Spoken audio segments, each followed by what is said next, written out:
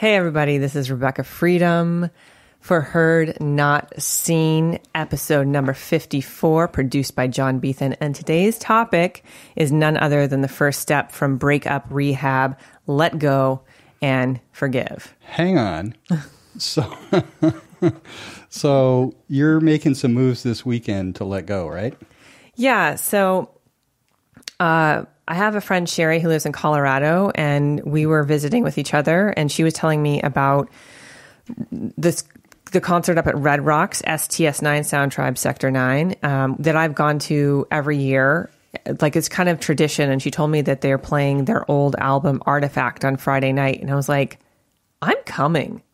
I'm just going to come because, with excitement. And so, a couple weeks ago, and if you guys have been following the podcast, thank you so much for listening. It has been quite a journey, the arc of relationship between me and a young man named Joe. The story of Rebekah and Joe. Violins, please. Violin. Oh, God. Not even just violins, like more like Slayer. Or Pantera, 5 minutes alone. Just like, oh my God. Just so crazy. And of course, by the grace of God and friends and so many things, I can sit in a completely different position tonight than I have been. Last week, I was just in tears, just like depth of crying and confusion and I have risen. I've risen from the dead. And by then, part of that is because when Joe told me, listen, you're not my life partner. I'm summarizing, right? Like, I want to know you're my life partner. I want to know the girl I'm dating is my life partner, but I don't feel like you're it, kind of thing. Such that I was like, well, then we're not talking for 2 weeks. It's been a little bit, or probably about 18 days altogether. But long story short, I said, I'm not done fighting for us. And for me to do that, I am going to take a break from contacting you, i.e. the no contact rule. And that will end on the 9th. So this was a gift to myself. This was a gift to me to be able to anchor in a date, because I can't tell you how many moments I wavered and how many moments I was like, I could just send a text. But then I was like, why? Why would you made yourself a promise that you would make it to this destination? Like, do you have so little self-esteem that you can't just be a woman of integrity and make it? Not for his sake. Who cares about his sake? Like, basically, once you let go of the relationship, you can let, and he really let go by being like, you're so great, you're so wonderful, but you're just not it for me. Which, let me just say that the gift of this trip I'm going on with my friend to Red Rocks in Colorado this weekend is that on the 9th, the impending 9th, like, we're in the full moon right now of Pisces, which is like such high emotional energy. And I could just be dwelling and sitting in this shit forever. And then the 9th could come, and then what? Then I would be like, oh my God, is he going to call me? Is he not going to call me? Do we want back in the relationship? What do I do now? Like, how much longer do I have to dwell on this shit? And then I realized today was a day. Okay. I am telling the story a little bit all pitchy patchy quilt like, but we'll put it all together in the end, and we'll just all cover up and blanket in and get cozy. So yay for us.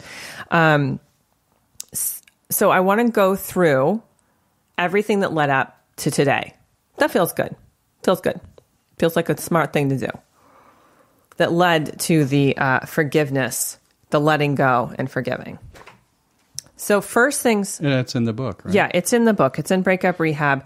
Where is it in the book? It is page 13. It's a step number 1. Letting go means, and this is the quote that I started the chapter with, letting go means to come to the realization that some people are a part of your history, but not a part of your destiny. And that's by Steve Marboli. And I'll read a little bit from the book at the end of the podcast today. Awesome. Yeah, I'll give you a little snippet of the genius that is Breakup Rehab. I have been living the medicine. You can't script this shit. Like on the 4th of August, I get broken up with, the first time with him being like, I feel like I'm in a relationship. I don't want to be in a relationship. And then the 4-hour cry fest that happened after that. And then 2 days later, my book on breakup comes in the mail after being broken up with. And I'm like, what? So I'm literally over the course of time, 2 more weeks went by and him and I started talking, relating again, being physical with each other. It was sort of a Morse code breakup, like dot dash, dot, dot, dot, dash. It wasn't just like a clean split. And then after the breakup happened, again, basically he came back from a wedding and we had some interaction, and that's when he dropped the bomb, like, hey, listen, I like you, you're great, but you're just not my life partner. And we had to talk about that, John, and I thought it was just brilliant. Like, maybe call somebody your life partner when you've been married to them or you've lived with them for 20 years. Right. And then like look backwards and be like, you were a good life partner, right? Looking forwards, I think it's really as simple as like, I want a partnership with you. Like I can see us facing reality together and having shared goals and aspirations and being willing to communicate through the stuff that really bothers us. Yeah. And in 6 months, let's take stock. Yeah. Like we'll check in. And there's so much I have to say about that. And again, we're going to get there because I don't want to skip ahead to everything I've learned through the period. So sure. That point of view that I was not his life partner created worlds. I was like, there's so many things that could have happened. Like we could have tried to just go on and just date each other, meaning literally simply go on dates and not have sex and try to figure that whole transition out. But this is what happened. So what I say in the book is what happens to you happens for you. Like certainly the first step, the first stage of when someone breaks up with you is what I call the shoe in the dryer stage. The like, what if I could have done something different? The taking it extremely personal, like the rejection means there's something wrong with me, which really, just to be candid and clear, it just exhumes, brings from the dead the wounds that have been sitting there from your childhood, the rejections, deflections, neglect, all of those things. And this breakup is terrifying because it absolutely rocks everything we feel about survival in our nervous system. It's the fucking worst. So I start the no talky zone, no contact, no social media. I'm going to block your social media. Not only going to block your social media, I'm going to block your roommate's social media because it's just literally that much of a boundary needs to be set for me to detox, because relationships are intoxicating. The love drug is intoxicating. So when you get out of it, you need time to come down, to go through withdrawal, go through the shakes, and get out and clean it out of your system. So I start the no talky zone, and then the next day I get a text from him that's like a picture of my book, and he's like, can't wait to read it. And I was like, oh, great. I hope my book on breakup helps you through our breakup. Fantastic. Did not reply. Delete. Just delete. And then the days that came after that were, I was on the floor with my Oracle card decks. Like there was zero letting go. Zero. It was all like, part of me was like, well, what's the gift in this? What's the lesson? But will we get back together? Like, what does this actually mean? There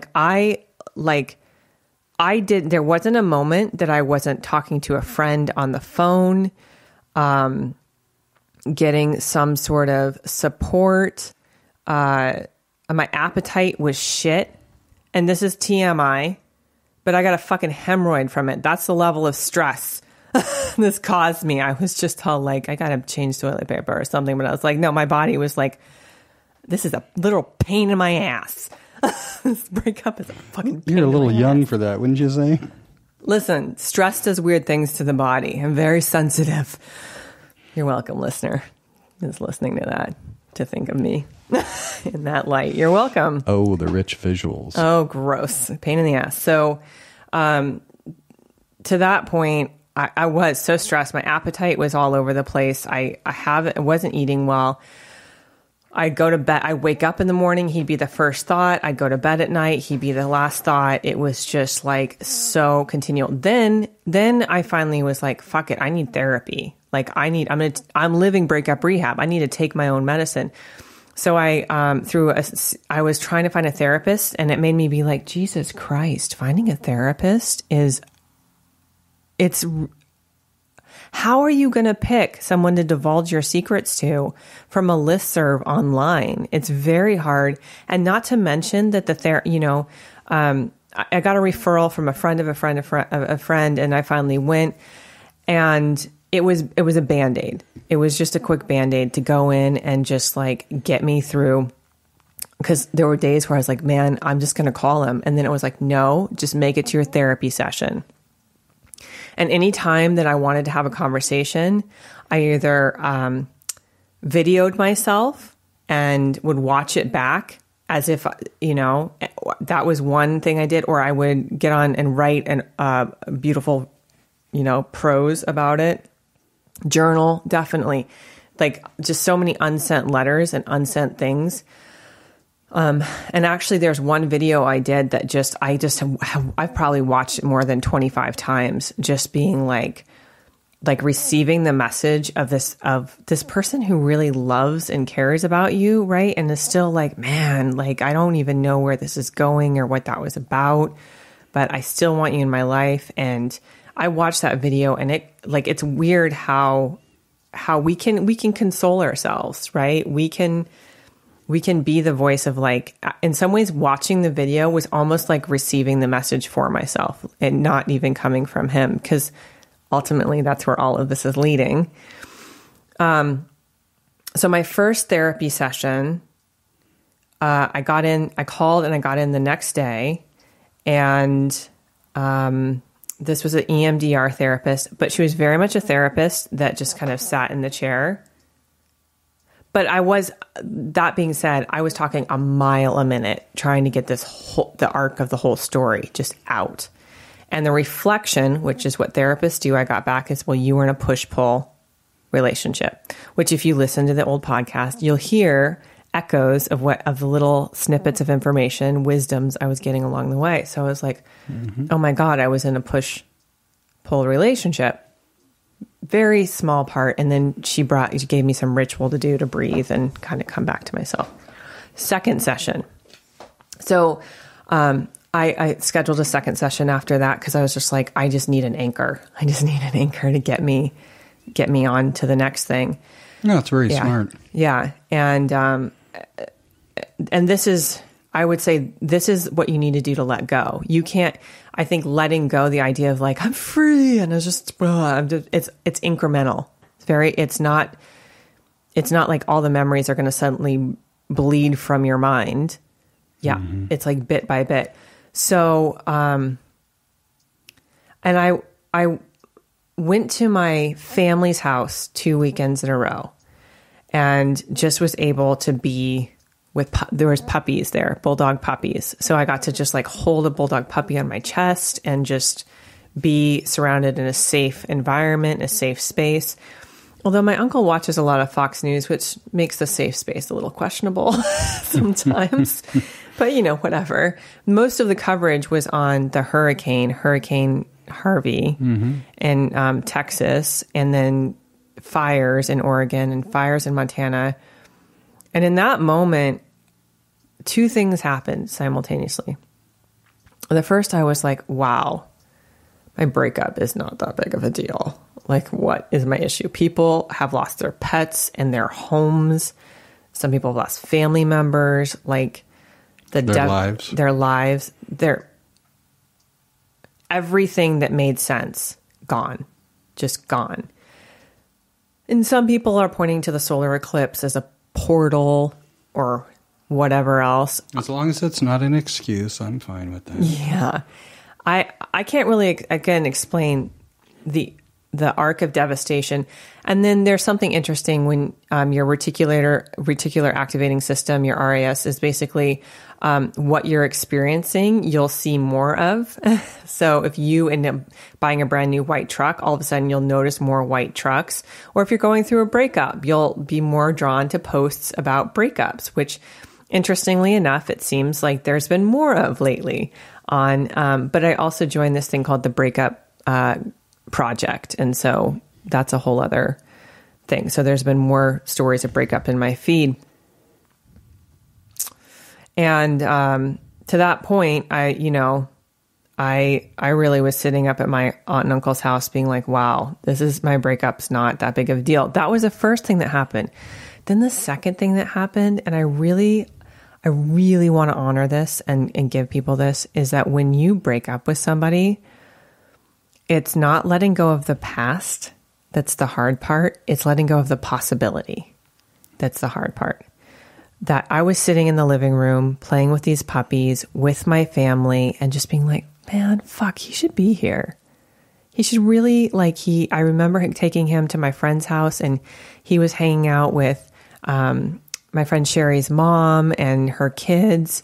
And he just told me, he's like, it's really nice to be around family because I really don't have one. He just has his mom.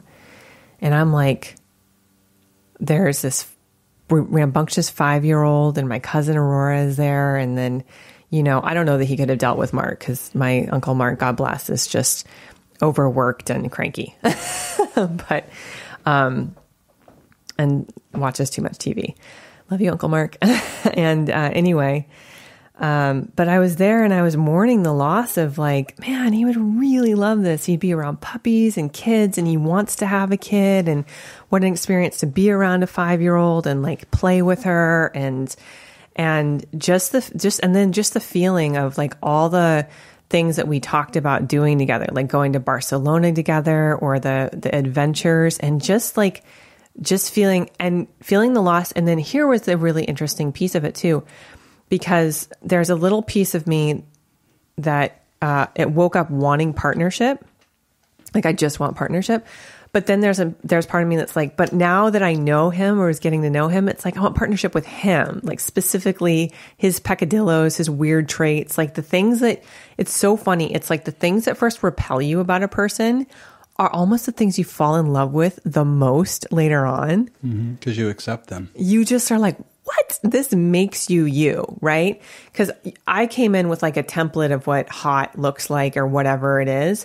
And then the more I was with him, I'm I like that you're hairy. I like it. I'm into it. Motorboat that freaking hairy chest, I was yeah. But, and it felt at first I was God, you're just not in shape. And what a dick. I'm such a freaking judgmental dick. But then I was great.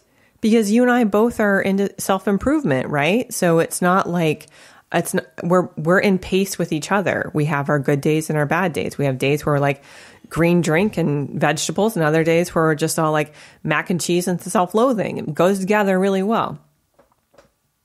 So anyway, come back home from my family. So up to this point, all the things, the medicine I'm employing, from Breakup Rehab, living the medicine, is journaling, unsent letters, videoing myself, watching those videos back.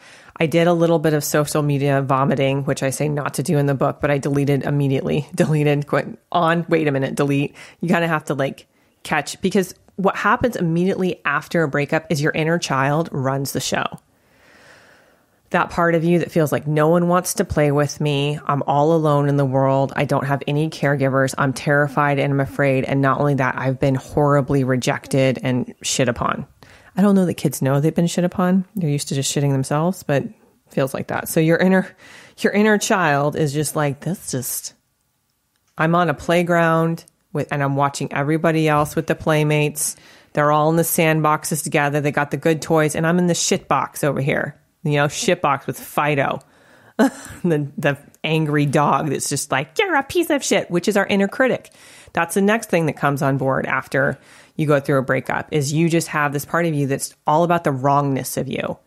You're wrong. You're wrong for wanting love. You're wrong for being so attached. You're wrong for whatever. You're wrong for your body. You're wrong for... And then here's the thing is when you go online, which I also did, I was voraciously reading articles because reading my own book wasn't, it was great, but I can only read my own words and have them be effective so many times. So started reading other people's stuff, voraciously reading through articles.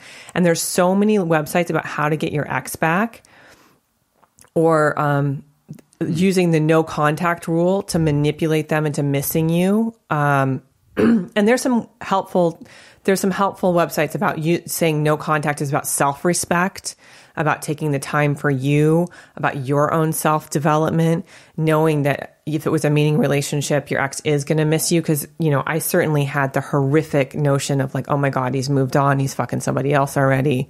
Like panic attacks on panic attacks. And I just want to I share all of this. We're getting to a really high note. High point is coming here because breakthrough does not happen overnight. Like after a breakup, breakthrough does not happen overnight. You will stay in spin cycle. You'll stay that stupid shoe in a dryer of like, what if, clunk, clunk, clunk, clunk, clunk, or what did I do? Clunk, clunk, clunk, clunk, clunk, or who can I fuck next? Clunk, clunk, clunk. And people always tell you, oh, your next great relationship's just on the horizon. And you feel like Columbus when the world was flat and you're like, I'm just going to freaking drive the boat off of this goddamn world. Get me off of this earth. It doesn't make sense. I hate this shit. Could just be me. Could just be me that feels that way.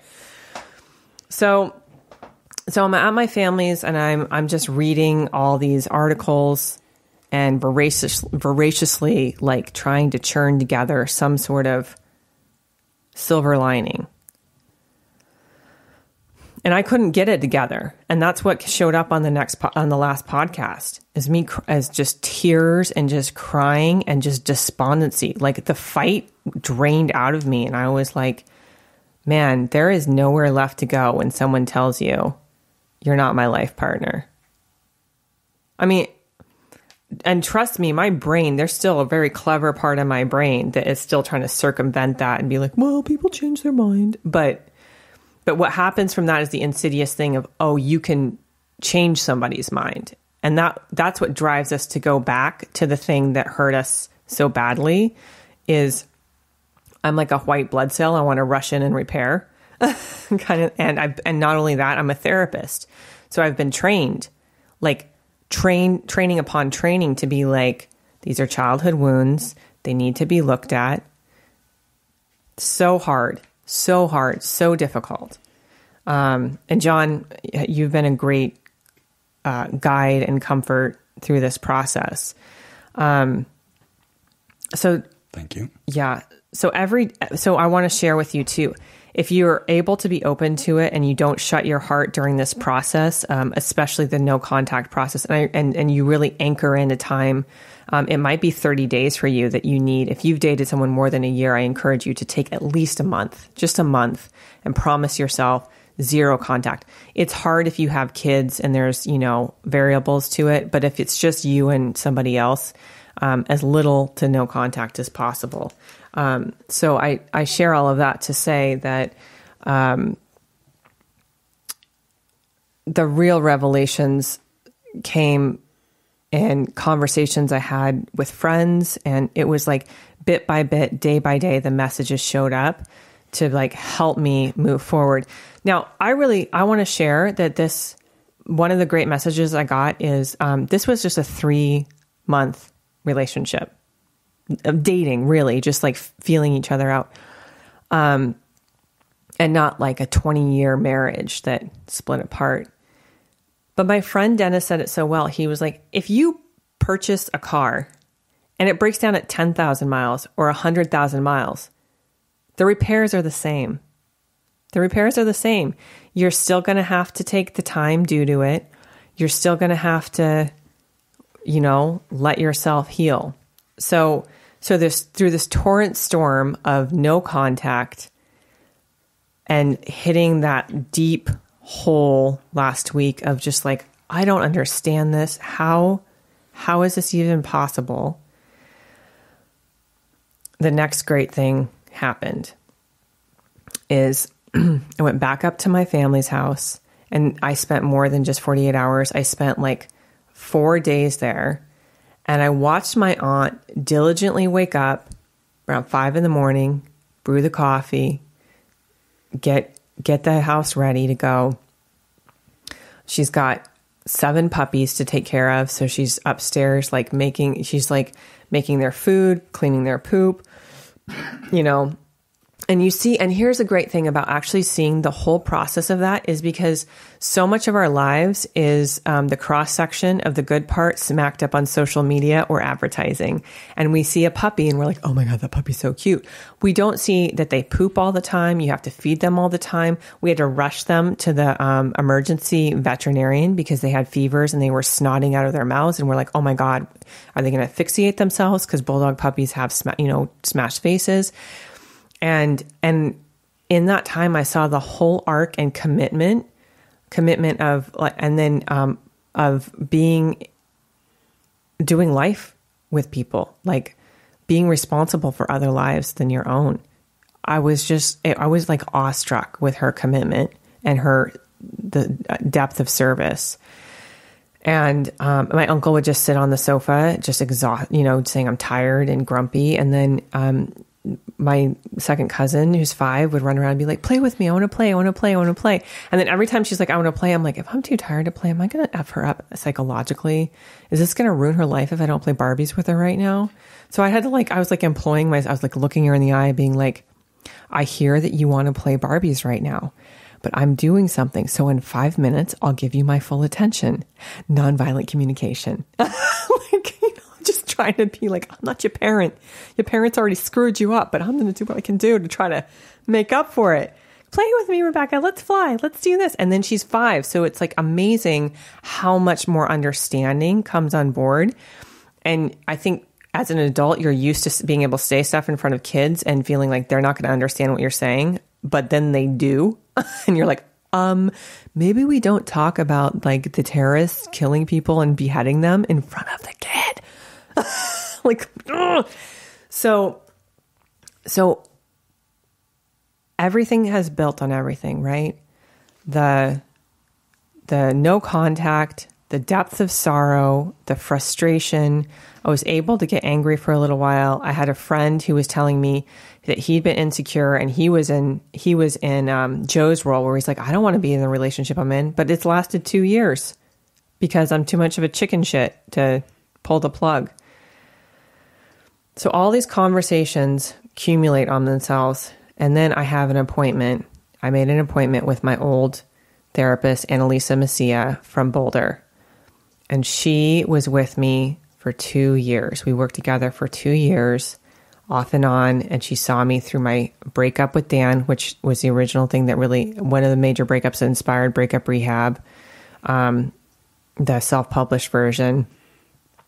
And she knows my story. She knows about the loss of my parents and the deep feeling I have of being like an adult orphan and just the theme. So I hadn't talked to her for years, and I would periodically be like, let's work together, and then it wouldn't work out. But this time I kept the appointment and we talked, and I was telling her I took the first part of the session just talking about Joe and what happened and how the breakup happened. And then she said to me after I was done talking, she was like, you don't let people break up with you. And this is the gift of an excellent therapist, not just somebody who provides you techniques and breathing and maybe reflects back to you, oh, well, this was your experience, but someone that you have built this relationship with and knows your story, knows the theme of your life. I mean, to be with a therapist for a year, to commit that money to them, and let's say just it and time and effort it's like no other relationship you'll experience. I would agree. And being a therapist and having a therapist like that it's basically like Yoda and Obi-Wan Kenobi hanging out together. It's off and on. Off and on. Yeah, off and on. Sometimes there's some things they're asking you to do. Mm-hmm. And it doesn't feel friendly. Yeah. But it's definitely for your benefit. I mean, I've been ugly crying, weeping on the floor in her office while she put like pillows out that were representing my parents or an experience, and powerful, like trained in Gestalt and brain spotting. And Annalisa's just incredible. And when I was in school and when I was in Boulder, I went through 5 different therapists, because you can graduate your therapist. You know, you can be like, we've come to the end of this type of work. But her style, and it's amazing. Yeah, let me just point out one of the great things I've learned about therapists and therapy and stuff is sometimes therapy can be the problem. So it sounds like this particular person it's a whole different class. And not everybody's as good as she is, that's for sure. Yeah, and I'm just going to give a shout out to all my alma mater, Naropa University, Naropa trained therapist in somatic experiencing and dance therapy and art therapy and transpersonal counseling. Like, look for a Naropa trained therapist, which I am. It's incredible. And they bring mindfulness to it. It's absolutely just gorgeous work. So we're on the phone, and she, after I'm done just going through my rant of what happened and how the breakup happened, and me telling her about the 2-week no talk zone that I self-imposed, she simply said to me, like, you don't let people break up with you. And that unlocked something inside of me. And I was sitting there, like, still trying to be in my mind, but she slowed me down. She got me in my body. She said, okay, feel that, feel that, feel that. And I've been frozen in my, like, I wake up in the morning and I'm like, I know I have plenty of time to get up and go to the gym. I cannot bring myself to do it. Like, I can't bring myself to actually move my body and lift weights and I know on the other side of that is a completely different person than I am. Can't do it. Haven't been able to do it. Just stretching for 60 seconds is an accomplishment, has been an accomplishment. So we talked about this frozen part of me. And then we went through another part of the exercise, and I don't even recall the whole thing, where this benevolent part of me showed up. And she's like, imagine them talking to each other. And the benevolent part looked at the frozen part and goes, oh, you think you're out of options. You think this is it. And then the benevolent part was like, it's not it. And I'm trying to include you. I'm trying. And that unlocked this whole thing that I carry around, which is life doesn't make sense without partnership. And it's deeper than that for me. It's life doesn't make sense without my mom and dad here. And it hasn't. And there's many times I hate having a body. Like I hate the task of adulting. And so because of that, it creates a scenario where I feel like I can't take care of myself. I'm financially erratic and irresponsible. And I feel like there's part of me that can like barely get it together. And it's weird because she's like, you actually do a good job. She's like, I have my fucking master's after my mom died. It's like, I didn't quit and just do heroin. I have a book to show for a breakup and whatever else. And I was like, and this experience of being broken up with and getting my book in the mail 2 days later will eventually turn into a TED Talk or something, something else. But when she said that, it was powerful. And I left the session and I was like, well, I told him that I would talk to him on the 9th, that he said, if you're not going to talk to me, then send me an email and let me know. And I was like, I feel so conflicted about what the honorable thing is to do, because I was like, okay, I will. But I was like, honestly, I don't want to talk to him. She's like, here's the thing. It's like, you want to go back because the things that this exhumed, the things this brought up, the pain that's been sitting there and has been thematic for you your whole life, you don't want to have to actually feel it. It'd be much better to be with somebody else. And I realized when I said out loud that I feel like I sabotage myself and my relationships and I can't actually have what I want, that in the last email I sent to him, I said, you shit the bed and you sabotage the relationship. So the rejection of me became the projection of him. The part where I wasn't allowing myself to be open and realize what I truly wanted and receive that into my life became an accusation and projection. And the thing about it is that when you're in relationship, it feels very real that that's what's actually true. Is the one person has to be right, which makes the other person wrong. So I left that session and I was like, still at my aunt's, and I was like, holy shit.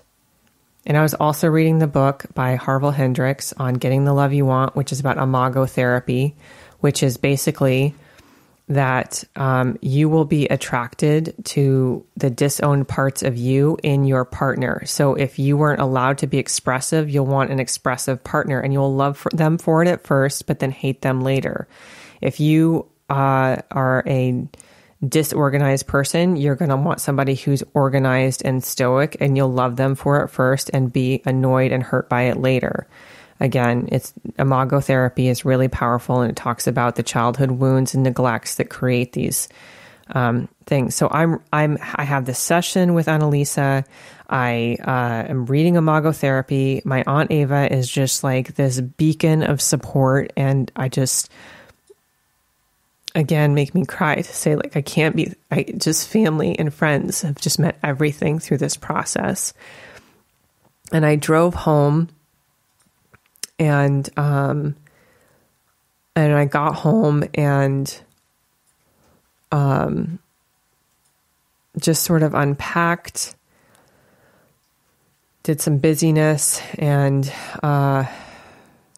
then that night, I went to a vulnerability gathering. It was just a girl who was curious about vulnerability, and we sat in this circle, and it was 7 women who did this exercise that said, if I wasn't afraid, then I would, and filled in the sentence stem. If I wasn't afraid, then I would. And we shared what brought us there. And we got into dyads when we sat across from another person and just looked into their eyes and shared. And what I said was, if I wasn't afraid, I would have a family.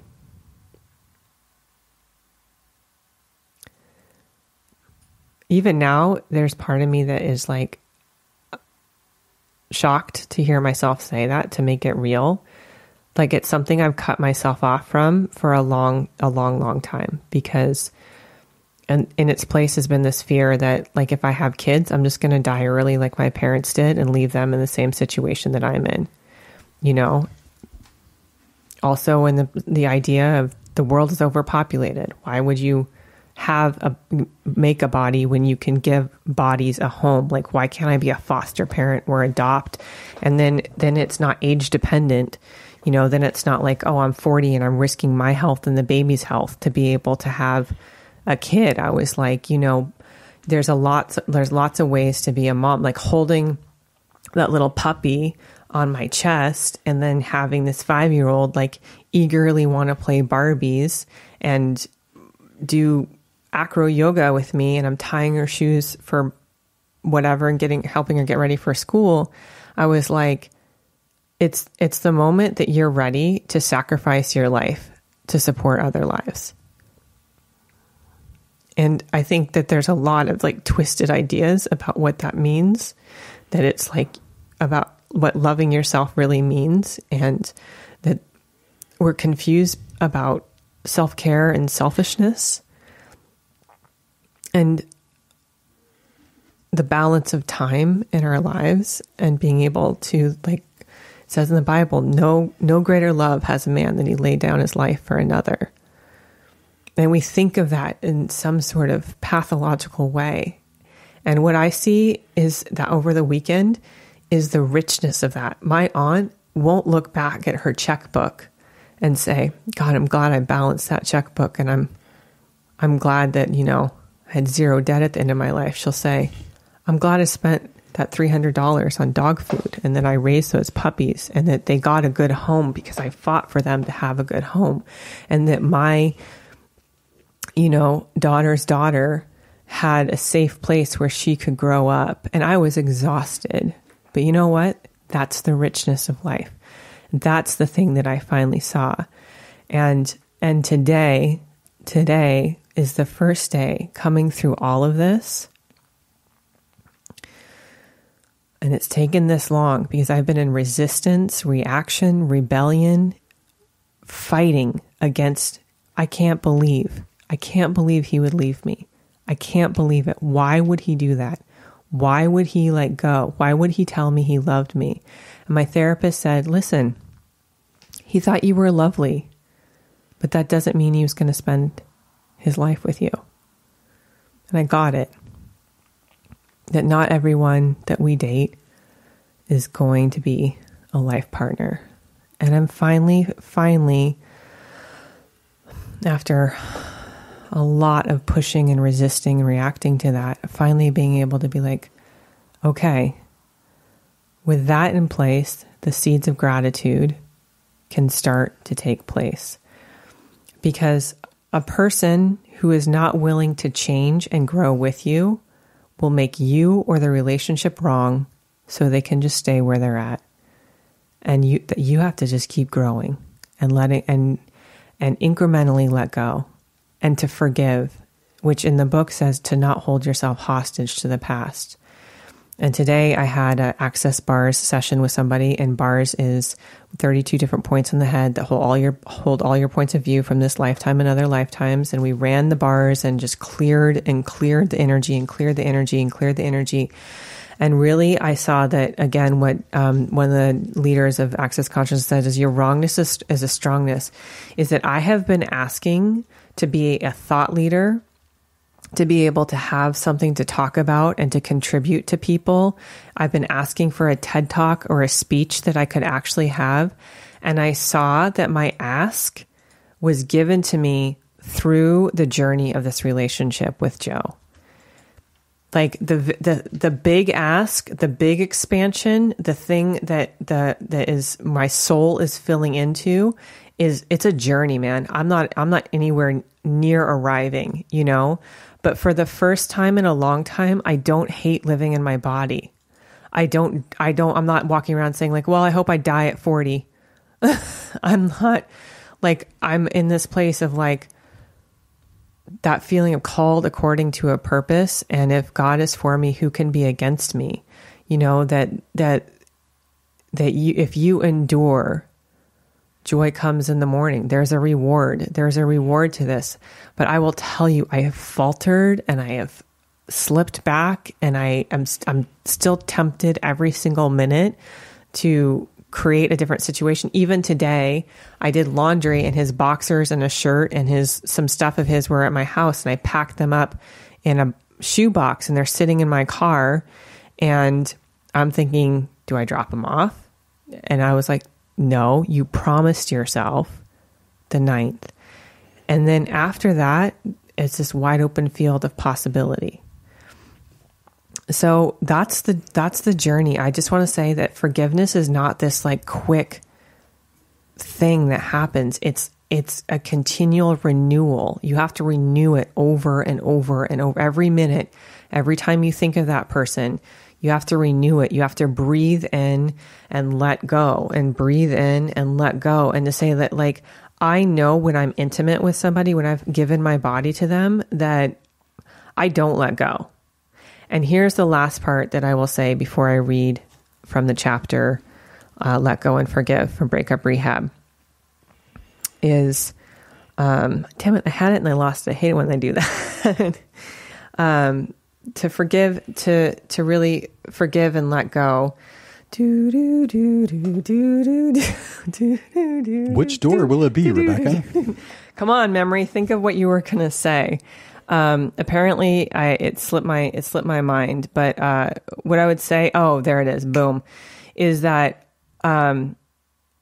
when I was asking myself the question about why I don't let go of people, like I don't, and then it struck me, oh my God, I'm a breakup specialist because we teach what we need to learn. Like I am the nursemaid and, the midwife and midwife people through the transition of breakup because I can't do it. Like I literally just don't do it. Like they get stored in this place called the new normal, where someday we'll meet again. And to that point, before I read this book, I asked myself, why am I so fascinated with the reunion story of anybody who leaves me wanting them to come back to me? Like, why is that what love means to me? And I had a father who would leave us and go to hotels and just get drunk. And we wouldn't know, my mom wouldn't know which hotel, where he went. And I'm sitting here at home and then he'd come back. And it was like, oh, okay, now everything's restored. Oh, loss, depression. Oh, now it's okay. Things are restored. And especially one time he was having sex with my best friend's mom. And there was this major blow up confrontation in the house where he was sitting at the kitchen table with his back to this like window that looked into the backyard.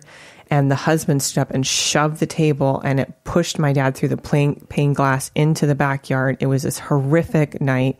And he came into my room and he asked me, do you want me to stay? So I get so offended when people leave because I said yes. And my dad stayed. He stuck out the marriage for another 20 years or something like that.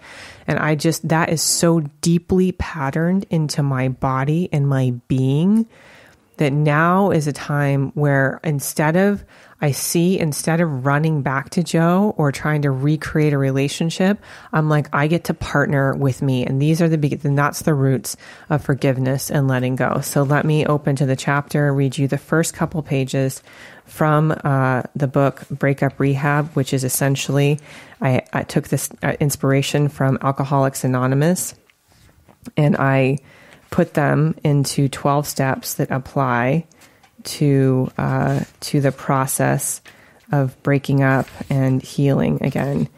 All right. So step 1, let go and forgive. Step 1 of Breakup Rehab helps you to begin healing and moving forward by learning to let go and forgive. Every breakup is different. Some hurt more than others. Sometimes one person cares more than the other does. A lot of us cling tightly to the semblance of connection and try to remain friends with our exes. Some of us are successful at it, but for the rest of us, it's not so easy. So no matter if it's been one day or several years since your breakup, right now we begin the process of starting over stronger. I invite you to reach out to me if you're in this process, knowing that I'm in the fire. I'm committed to the work and I'm completely real about it. So let your barriers down. Know that help is available, and I'm creating all sorts of things for you to plug into for Breakup Rehab. You can do the Breakup Rehab support group on Facebook or reach out to me directly at RebekahFreedom.com. That's REBEKAH freedom.com. Thank you so much for listening and be set free.